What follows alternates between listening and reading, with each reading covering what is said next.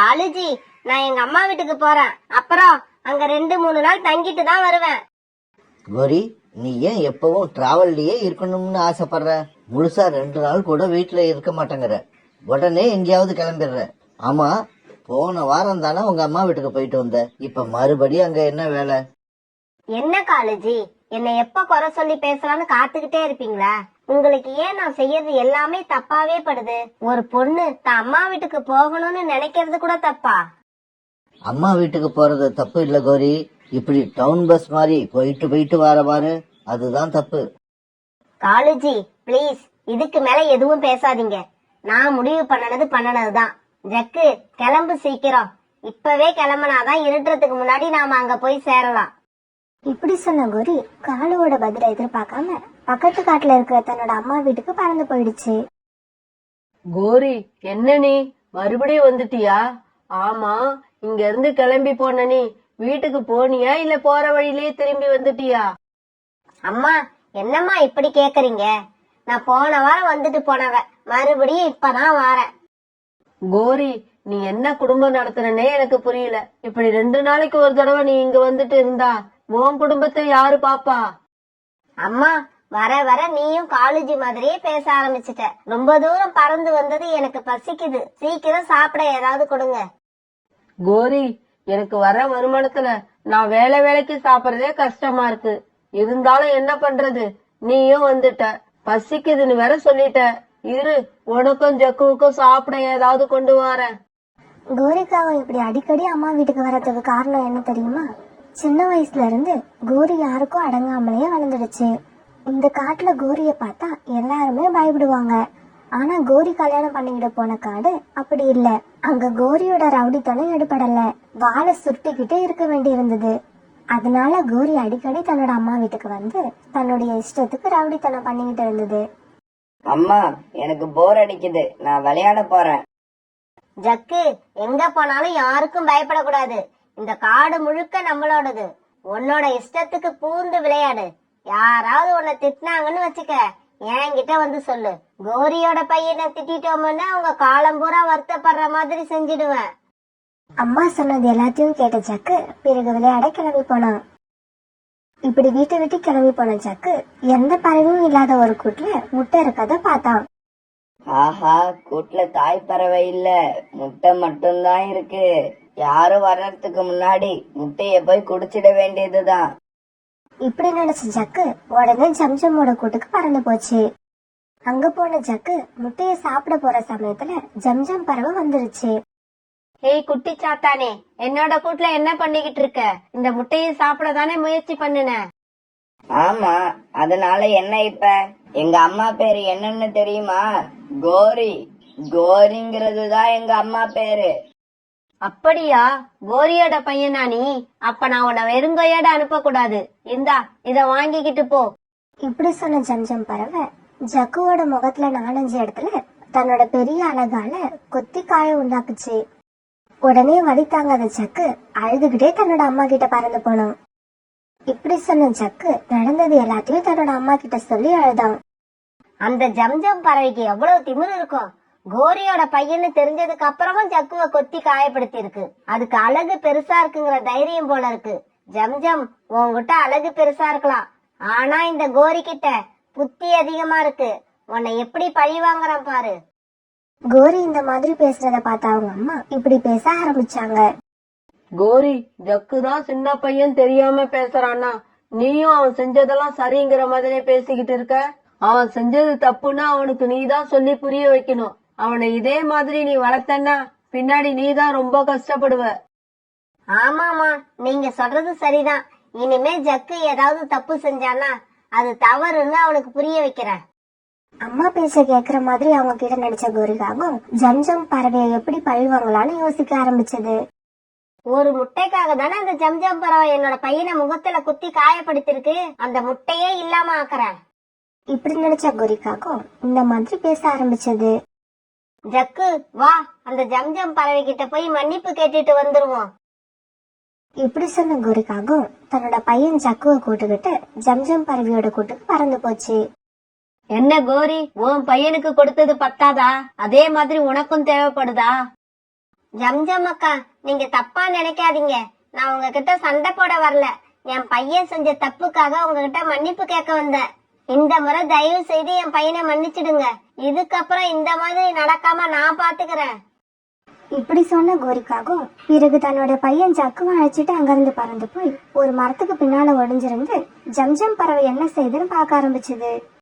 என்ன இது, இந்த கோரி உண்மையிலேயே தெரிஞ்சிடுச்சா? மன்னிப்பெல்லாம் கேட்டுட்டு போகுது. ரொம்ப ஆச்சரியமா இருக்கு. எப்படியோ மனசு திருந்தி ஒழுங்கா வாழ்ந்தா சரிதான்.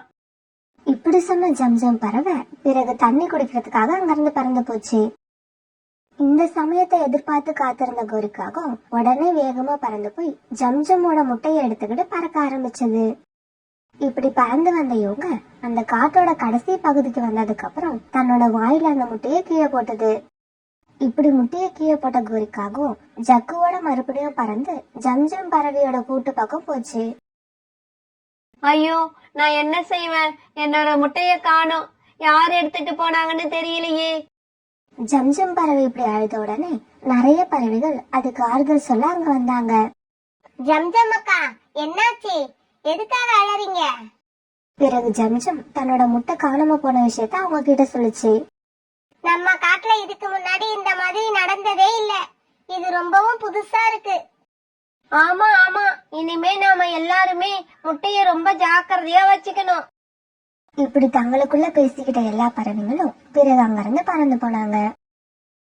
ஜம்ஜம் பறவை முட்டை காணாம போனதை நினைச்சு அழுதுகிட்டு இருக்கத பார்த்த கோரிக்காகத்துக்கு ரொம்பவும் சந்தோஷமா இருந்தது. என்ன ஜம்ஜம், காணா போன முட்டைய நினைச்சு அழுவுறியா? நல்ல அழுவு. ஏன்னா உன்னோட முட்டைய நான் எடுத்துக்கிட்டு போய் கீழே போட்டு சுக்கு நூறா உடைச்சிட்டேன். கோரி இப்படி முட்டை உடஞ்சதா நினைச்சுக்கிட்டு இருந்தாலும் அந்த முட்டை உண்மையிலேயே உடையவே இல்லை. மேல இருந்து கீழே விழுந்த முட்டை தரையில விழாம ஒரு புதர்ல விழுந்ததால இன்னும் அது முழுசாவே இருந்தது. அம்மா, நான் வீட்டுக்கு கிளம்புறேம்மா. கோரிக்காவும் இவ்வளவு சீக்கிரமா வீட்டுக்கு போறேன்னு சொன்ன உடனே கோரியோட அம்மாவுக்கு ரொம்ப ஆச்சரியமா இருந்தது. ஆனா அதையெல்லாம் கண்டுக்காத கோரிக்காகவும் ஜக்குவை அழைச்சிக்கிட்டு தன்னோட வீட்டுக்கு பறந்தது. புறண்ணா, என்னோட கூடு கொஞ்சம் மோசமான நிலைமையில இருக்கு. அதை சரி பண்ண காஞ்ச பொருட்கள் கொஞ்சம் வேணும். நம்ம காட்டுல தேடி பார்த்துட்டேன், எங்கேயுமே இல்ல. வேற எங்க கிடைக்கும்? சோனா, நம்ம காடு முடிஞ்சு பக்கத்து காடு ஆரம்பிக்குது இல்ல, அந்த இடத்துக்கிட்ட காஞ்ச பொருட்கள் இருக்கு. போன வாரம் கூட நானும் அங்க இருந்து தான் எடுத்துக்கிட்டு வந்தேன். இதை கேட்ட சோனா குருவி பிறகு பக்கத்து காடை நோக்கி பறந்து போச்சு. இப்படி போன சோனா குருவி காஞ்ச பொருட்களை எடுத்துக்கிட்டு திரும்பி வரப்ப புதர்ல ஒரு முட்டை இருக்கத பார்த்துட்டு அங்க போச்சு. ஐயோ பாவம், யாரோட முட்டைன்னு தெரியல. இதை எங்கேயே விட்டுட்டு போனா ஏதாவது மிருகங்கள் வந்து இதை சாப்பிட்டாலும் சாப்பிட்டுடும். இப்படி நினைச்ச சோனா குருவி பிறகு அந்த முட்டையை எடுத்துட்டு தன்னோட கூட்டுக்கு பறந்து போச்சு. இந்த முட்டை நம்மளோட காடும் பக்கத்து காடும் சேர்ற இடத்துல இருந்ததால இது எந்த காட்டுல உள்ள பறவையோட முட்டைன்னு உறுதியா சொல்ல முடியல. அதனால இதுல இருந்து குழந்தை வெளியில வர வரைக்கும் வெயிட் பண்ணுவோம். அதுக்கப்புறம் அந்த பறவைய தேடி கண்டுபிடிச்சு குழந்தைய கொண்டு போய் கொடுத்துடலாம். இப்படி நினைச்ச சோனா குருவி பிறகு அந்த முட்டைய தானே கவனமா பாதுகாக்க ஆரம்பிச்சது. இப்படியே சில நாட்கள் நகர்ந்துச்சு. பிறகு ஒரு நாள் சோனா குருவி பாதுகாத்து வச்சிருந்த முட்டையில இருந்து ஜம்ஜம் பறவையோட குழந்தை வெளியே வந்தது. அந்த குழந்தை பிறந்து கொஞ்ச நேரம் கழிச்சு அந்த வழியா பறந்து வந்த கோரிக்காகும் சோனா குருவியோட கூட்டுல ஜம்ஜம் பறவையோட குழந்தை இருக்கிறத பார்த்துட்டு அங்க போச்சு. சோனா, என்ன இது ஆச்சரியமா இருக்கு. உன்னோட கூட்டுல ஜம்ஜம் பறவையோட குழந்தை இருக்கு. அதுதான் கோரியக்கா, எனக்கு புரியல. இந்த முட்டையை யார் தூக்கி எறிஞ்சிருப்பாங்கன்னு தெரியல. இப்படி சொன்ன சோனா குருவி பிறகு அந்த முட்டை தனக்கு கிடைச்ச கதையை கோரிக்காகத்துக்கிட்ட சொல்லுச்சு. கோரிக்காகத்துக்கு இந்த விஷயம் ரொம்பவும் அதிர்ச்சியை கொடுத்தது. நாம அவ்வளவு உயரத்துல இருந்து போட்டோம், எப்படி உடையாம இது தப்பிச்சுது? ரொம்பவும் ஆச்சரியமா இருக்கு. சோனா, இந்த முட்டை அந்த புதர் காட்டுக்கு எப்படி வந்திருக்கும்னு நினைக்கிற? இது கூடவா உங்களுக்கு தெரியல? யாரோ வேணும்னே ஜம்ஜம் பறவையோட முட்டையை தூக்கிட்டு வந்து அந்த புதர்ல போட்டு இருக்கணும். எனக்கு என்னவோ வேற யாரும் தூக்கிட்டு வந்து போட்டு இருக்க மாட்டாங்கன்னு நினைக்கிறேன். இந்த குழந்தையோட அம்மாவே வேணும்னே முட்டையை கொண்டு வந்து அங்க போட்டு இருக்கலாம். கோரியக்கா, எந்த அம்மாவும் தன்னோட முட்டையை இந்த மாதிரி பாசம் இல்லாம தூக்கி எறிய மாட்டாங்க.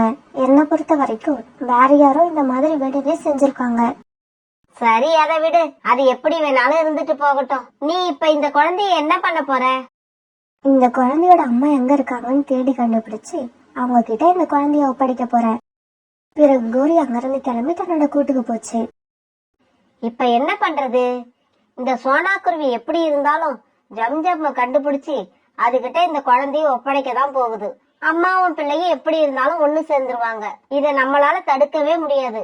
வேணும்னா நாம இப்படி பண்ணுவோம். சோனா குருவி எப்பவுமே நீதி, நேர்மை, நியாயம் இந்த மாதிரி நடந்து இந்த காட்டுல உள்ள எல்லார்கிட்டையும் நல்ல பேர் வாங்கி வச்சிருக்கு. அந்த விஷயத்துல சோனா குருவி மேல நமக்கு ஏற்கனவே எரிச்சல் இருக்கு. இப்ப சோனா குருவி ஜம்ஜம் பறவைய கண்டுபிடிச்சு குழந்தைய ஒப்படைக்கிறதுக்கு முன்னால ஜம்ஜம் பறவை கிட்ட நாம போய் குழந்தை சோனா குருவி கூட்டுல இருக்க விஷயத்த சொல்லிட்டோம்னா சோனா குருவிக்கு திருட்டு பட்டம் கட்டிடலாம். குறைந்தபட்சம் சோனா குருவி அவமானப்படுவதை பார்த்தாவது நாம சந்தோஷப்பட்டுக்கலாம். இப்படி நினைச்ச கோரி உடனே ஜக்கு கிட்ட இப்படி சொல்லுச்சு. ஜக்கு, நீ இங்கேயே இரு. அம்மா இங்க ஒரு இடத்துக்கு போயிட்டு சீக்கிரமா வந்துடுறேன். இப்படி சொன்ன கோரிக்காகவும் வேகமா பறந்து பக்கத்து காட்டுல உள்ள ஜம்ஜம் பறவையோட கூட்டுக்கு போச்சு.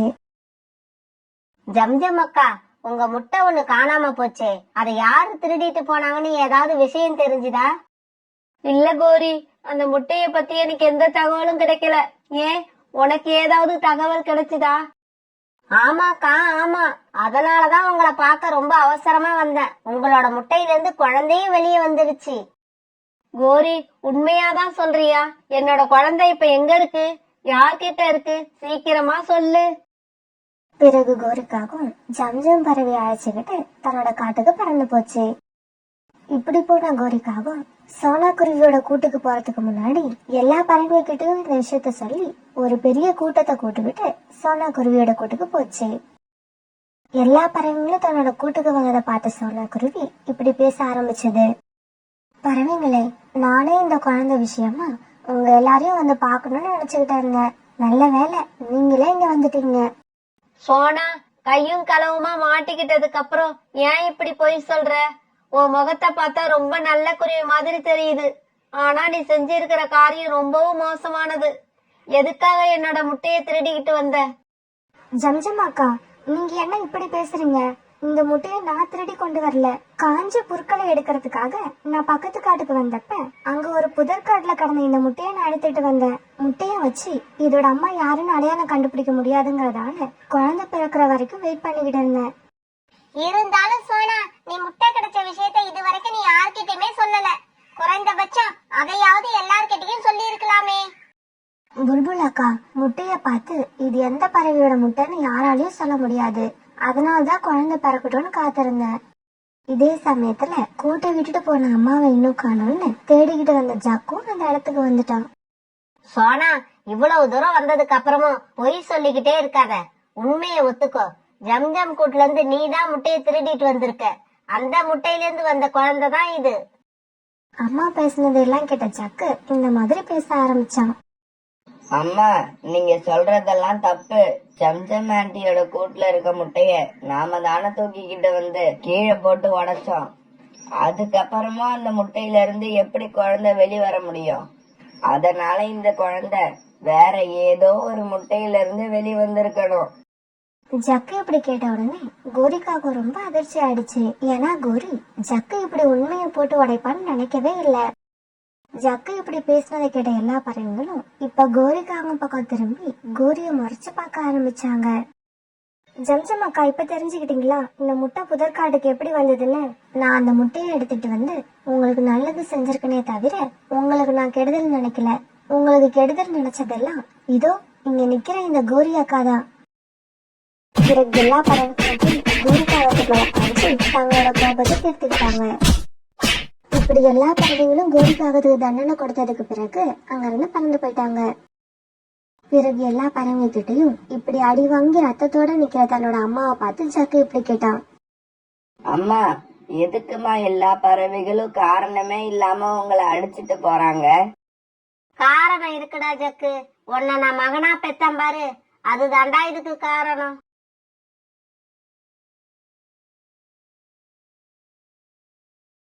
ஜக்கு காகத்தோட அம்மாவும் அப்பாவும் ஜக்கு சின்ன வயசா இருக்கும் போது இறந்து போயிட்டாங்க. இப்படி அம்மா அப்பா இறந்து போன உடனே கொஞ்ச நாட்கள் என்ன செய்யறதுன்னு புரியாம சுத்தி சுத்தி வந்த ஜக்கு காக்கும் பிறகு சுதாரிச்சுக்கிச்சு. தங்களுக்கு சொந்தமா இருந்த வயல்ல விவசாயம் பார்க்க ஆரம்பிச்சது. இப்படி விவசாயம் பார்க்க ஆரம்பிச்ச ஜக்குவும் பகலா உழைச்சது. இப்படி வயல்ல வேலை பார்த்துக்கிட்டு இருந்த ஜக்கு தனக்கு கல்யாண வயசு வந்ததையும் மறந்துடுச்சு.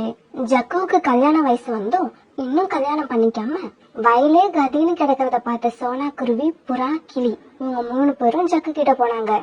ஜக்கு, இப்ப உனக்கு வயசு என்னன்னு தெரியுமா? புறா அங்கிள், பிறந்த தேதி தெரிஞ்சாதானே எனக்கு இப்ப வயசு என்ன ஆகுதுன்னு தெரிஞ்சுக்க முடியும். எனக்கு தான் பிறந்த தேதி வருஷம் எதுவுமே தெரியாது. அதனால வயசு பத்தின கவலை எனக்கு இல்ல. இருக்கிற வரைக்கும் இந்த வயல்ல வேலை செஞ்சுட்டு போற நேரம் வந்தா போய் சேர வேண்டியதுதான். ஜக்கு, ஏன் இப்படி வயசான தாத்தா மாதிரி பேசுற? அப்படி என்ன உனக்கு வாழ்க்கையில வெறுப்பு வந்துருச்சு? சோனா ஆண்டி, நீங்க எல்லாம் பணம் சம்பாதிக்க எவ்வளவுதான் கஷ்டப்பட்டாலும் திரும்ப வீட்டுக்கு போய் வீட்டுல உள்ளவங்க முகத்தை பார்த்ததும் நீங்க பட்ட கஷ்டம் எல்லாம் மறந்து போயிடும். ஆனா எனக்கு அப்படி இல்ல. நான் வெளியில இருந்தாலும் தனியாள் தான், வீட்டுக்கு போனாலும் தனியாள் தான். எனக்குன்னு யார் இருக்கா சொல்லுங்க? ஜக்கு, இப்ப நாங்க 3 பேரும் உன்கிட்ட வந்தது உனக்குன்னு ஒரு சொந்தத்தை உண்டாக்கதான். ஆமா ஜக்கு, நாங்க 3 பேரும் உனக்கு ஒரு பொண்ணு பார்த்திருக்கோம். என்னது, எனக்கு கல்யாணமா? உண்மையாதான் சொல்றீங்களா? ஆமா ஜக்கு, சீக்கிரம் எங்க கூட கிளம்பி வா. பொண்ணு வீட்டுக்காரங்க கிட்ட இன்னைக்கு மாப்பிள்ளைய அழைச்சுக்கிட்டு வரதா சொல்லியிருக்கோம். இப்படி சொன்ன சோனா குருவி, புறா, கிளி இவங்க 3 பேரும் ஜக்குவை அழைச்சுக்கிட்டு பொண்ணு வீட்டை நோக்கி பறந்து போனாங்க. தனக்கு கல்யாணம் ஆக போகுதுங்கிற சந்தோஷத்துல ஜக்குக்காகவும் ரொம்ப வேகமா பறந்து வர, மைனாக்காகவும் வயல்ல வேலை பாக்குற ஜக்குவை கல்யாணம் பண்ணிக்க இஷ்டம் இல்லைன்னு தன்னோட அம்மா கிட்ட சொல்லிடுச்சு. அம்மா, எனக்கு இந்த கல்யாணமே வேண்டாம். அதுவும் வயல்ல வேலை பாக்குற ஜக்கு வேண்டவே வேண்டாம். மைனா, என்னடி திடீர்னு இப்படி சொல்ற? மாப்பிள்ளை வீட்டுக்காரங்க வேற இந்நேரம் உன்னை பார்க்க வந்துகிட்டு இருப்பாங்க. ஏம்மா, உங்ககிட்ட நான் ஆரம்பத்திலேயே கல்யாணம் வேண்டான்னு தானே சொல்லிட்டு இருக்கேன். இப்ப என்ன புதுசாவா சொல்றேன்? எனக்கு என்னடி தெரியும்? நீ ஆரம்பத்துல சொன்னதெல்லாம் வெட்கப்பட்டுக்கிட்டு சொல்றேன்னு நினைச்சேன்.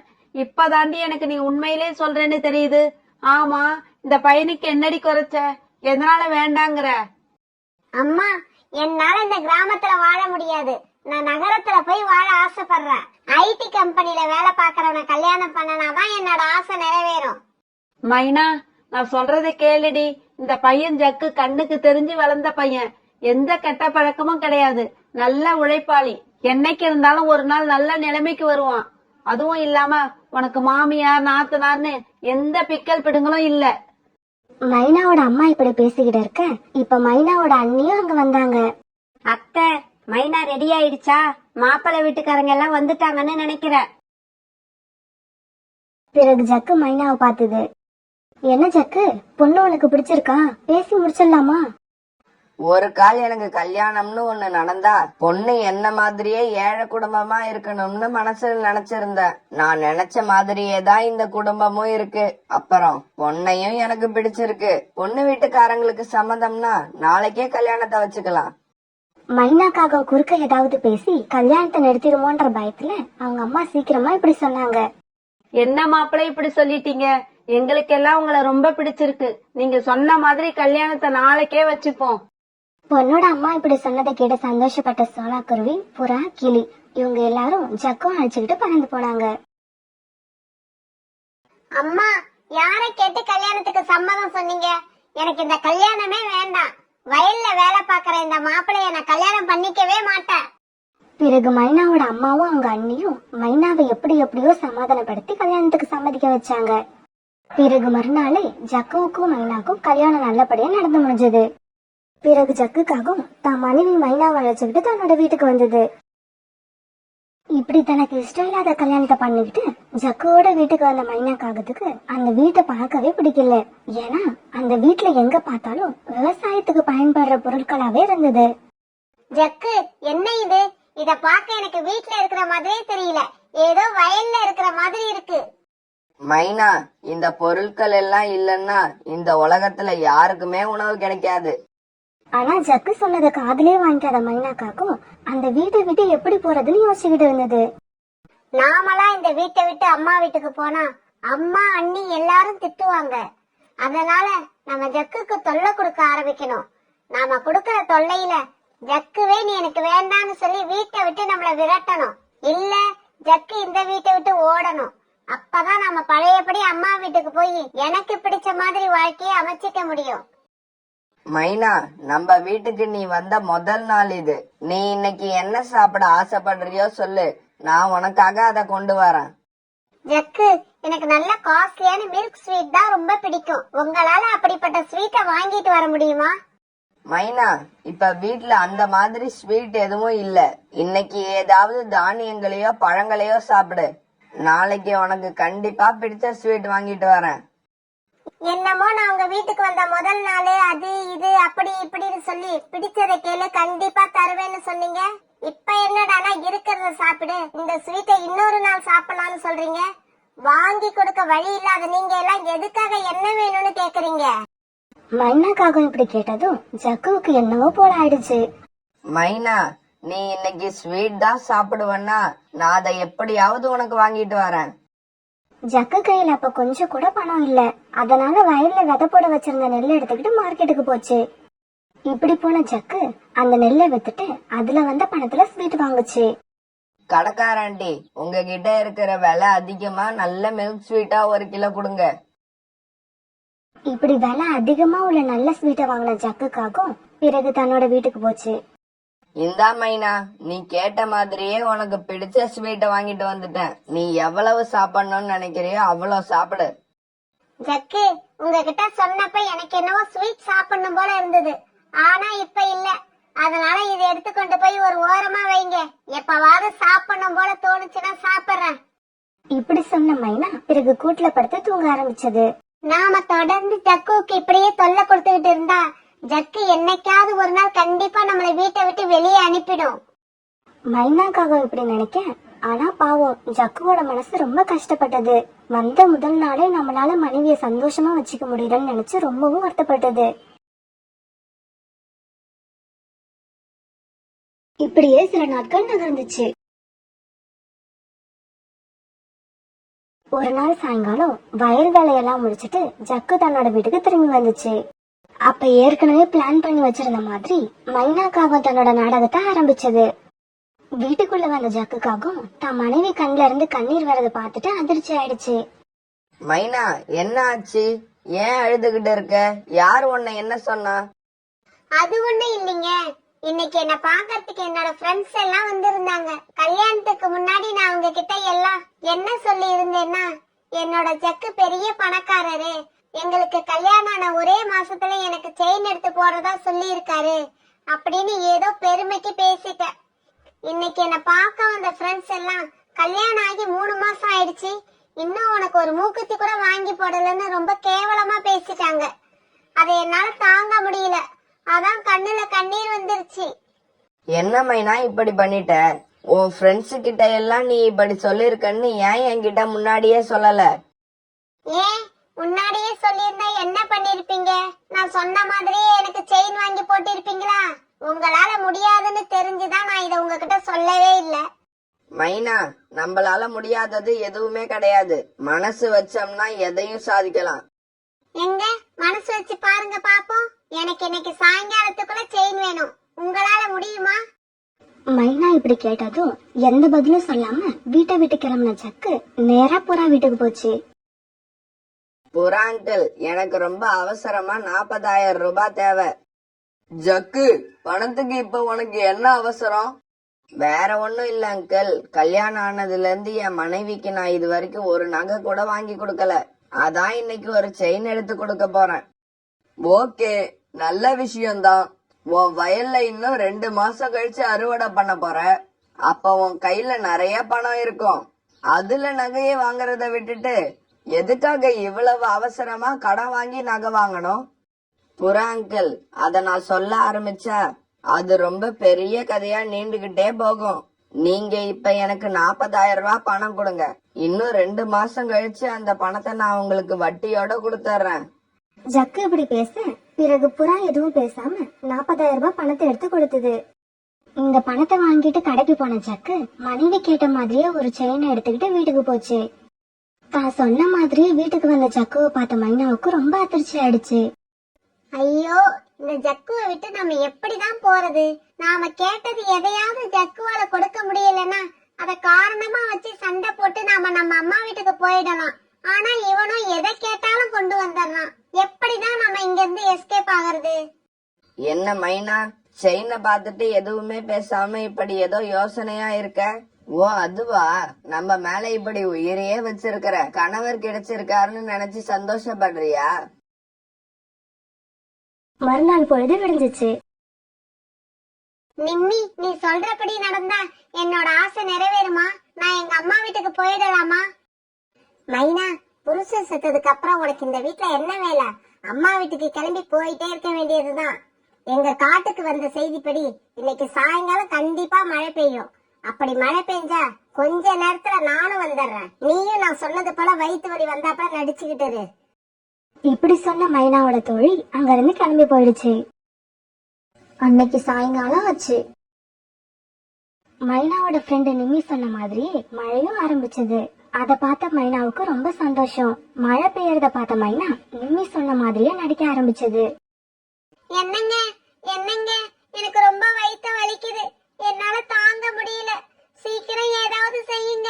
ஏதாவது செஞ்சு இந்த வயிற்று வலியில இருந்து என்ன காப்பாத்துங்க. மைனா மைனா, கொஞ்ச நேரம் பொறுத்துக்க. மழை விட்ட உடனே நம்ம பருந்து டாக்டர் வீட்டுக்கு போவோம். ஜக்கு இப்படி மைனா காகத்துக்கிட்ட சொல்லிட்டு இருக்க அந்த சமயத்துல நிம்மியும் உள்ள வந்தது. ஜக்கு, மைனாவுக்கு என்ன ஆச்சு? ஏன் இப்படி அழுதுகிட்டு இருக்கா? நிம்மி, அவளுக்கு என்ன ஆச்சுன்னு தெரியல.